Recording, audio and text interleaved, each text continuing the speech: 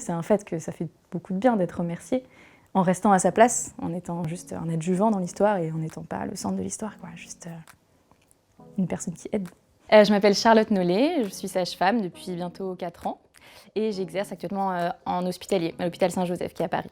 Les premiers mois en tant que sage-femme, j'ai eu la chance de les faire à un endroit que je connaissais déjà, où j'avais été étudiante pendant les derniers mois de ma vie étudiante. Et ça, c'était un gros soulagement parce qu'il y avait plein de choses à ne pas gérer, quoi. Il n'y avait pas à gérer une nouvelle équipe, un nouvel endroit, des nouveaux protocoles. Il y avait juste à prendre son rôle de sage-femme, ce qui est déjà énorme. La première difficulté, c'est la peur de ne pas être à la hauteur, en fait, le stress des responsabilités qu'on a. Et je l'ai surmonté en me disant en étant certaine que j'étais absolument pas la seule. C'est, je pense, universel comme sentiment pour un jeune diplômé en santé, d'avoir ce sentiment-là, en sachant demander de l'aide. Et en fait, c'est aussi ça qui est formidable dans ce métier, et notamment à l'hôpital, c'est que c'est un travail en équipe, on n'est jamais seul, on aura toujours à progresser, on aura toujours des avis à demander.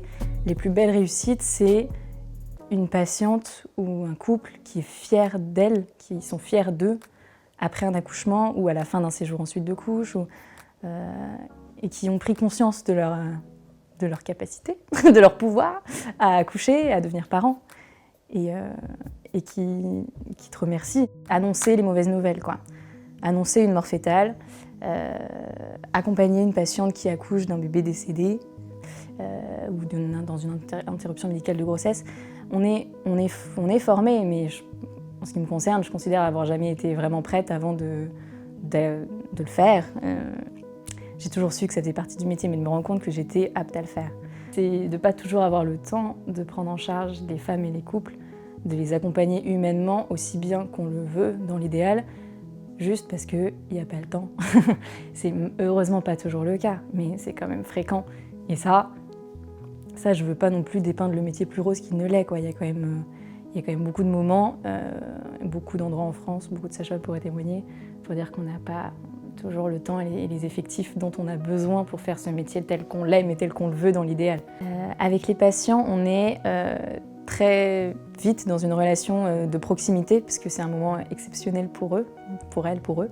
Même si pour nous, on en voit beaucoup dans la garde, parfois beaucoup en même temps, c'est toujours un moment unique pour les patients et on le ressent, évidemment, ils nous le renvoient. La relation avec mes collègues, c'est beaucoup de l'entraide. C'est d'ailleurs indispensable. Émotions très positives, émotions très négatives.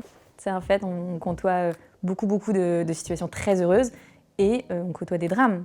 Les collègues sont une très bonne ressource pour gérer ça, pour apporter du second degré et pour apporter du soutien et pour aider à prendre du recul, pour aider à relativiser dans les situations qui se passent pas bien. Donc ouais, c'est pour le fun et c'est aussi parfois de la bienveillance qui est nécessaire dans les moments beaucoup moins fun. Ouais.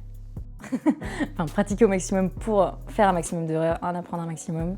Je dirais d'aller vers ce qui fait peur pour démystifier ce qui fait peur.